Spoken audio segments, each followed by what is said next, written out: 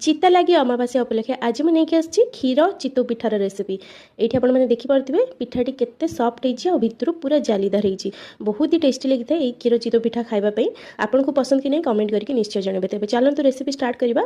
ये पिठा बनवाई ये मुझे अरुआ चाउल और कोरा नड़िया चाउल जी ने से नड़िया कोरा ने पिठा भल सफ्ट हम टेस्टी लगे खायापी। ये मुझे चाउल को 4-5 घंटा बतुरे दी बतुरे सारापर पानी छाणिकी से नड़िया कोरा मिसेकी भल भाव में चिकन करके बाटीदबा।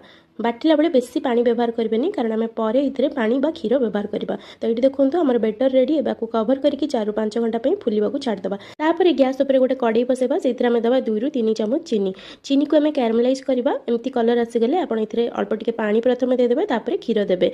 कैरामेलाइज करवा द्वारा टेस्ट और कलर बहुत बढ़िया आसता है। जदि आपको पसंद नहीं आप स्किप करेंगे। ये मुझे 750 ml क्षीर नहीं क्षीर में अल्प टिके मिल्क पाउडर दूसरी टेस्ट आहरी बढ़ीज। आप चाहिए स्किप करेंगे निज हिसाब से कम बेस करेंगे। मीठा टेस्ट पे ये मुझे आधा कप चीनी दूसरी एवं भल भाव में फुटेकी टिके बहलिया करदे बेसी भी बहलिया करवा दरकार नहीं। गैस बंद कर सारापर ये मुझे गुजराती गुंड दूसरी सैड रखदे।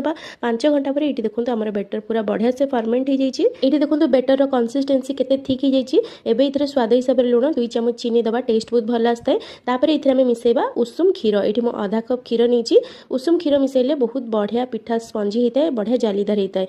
तो देखो बेटर कन्सिस्टेंसी को एमती ही रखिए पतला जहाँद्वारा पिठा भल हम। कड़े देखो मुझे अल्प टिके घी दे दूसरी भल भाव में कड़े गरम होगा आप बेटर को देवे। प्रथम आप जो पिठा बनइबे से आपको अल्प टिके घी दबा पड़ो। तापर जो पिठा बनइबे आपको घी कि तेल किसी भी दबा दरकार नहीं। ऑटोमेटिक पिठा बहुत बढ़िया भाव में कड़ई बाहरी आसो। तो ये देखो पिठा केते बढ़िया कईंच भाया फुली। आप चाहिए एमती भी पिठा बनई पारे जो आम छुंक बा तड़का लगे था ये छोट छोट बढ़िया साइज रे पिठा होता है।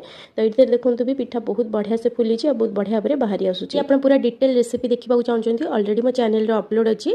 तो ये देखो गरम गरम पिठा को मुझे भांगिकी देखा भितर केते सुंदर जाली आसी सफ्ट हो पिठा को एवं आम क्षीर में पकईदे। क्षीर में पकईला आप 2-3 घंटा छाड़ीदेवे क्षीर पूरा बढ़िया भाव में पिठा अब्जर्व करदेव। तो ये आम क्षीर चितौ पिठा पूरा पूरी रेडी। आशा करुँच आपको आज वीडियो भल लगे निश्चय लाइक करेंगे शेयर करेंगे।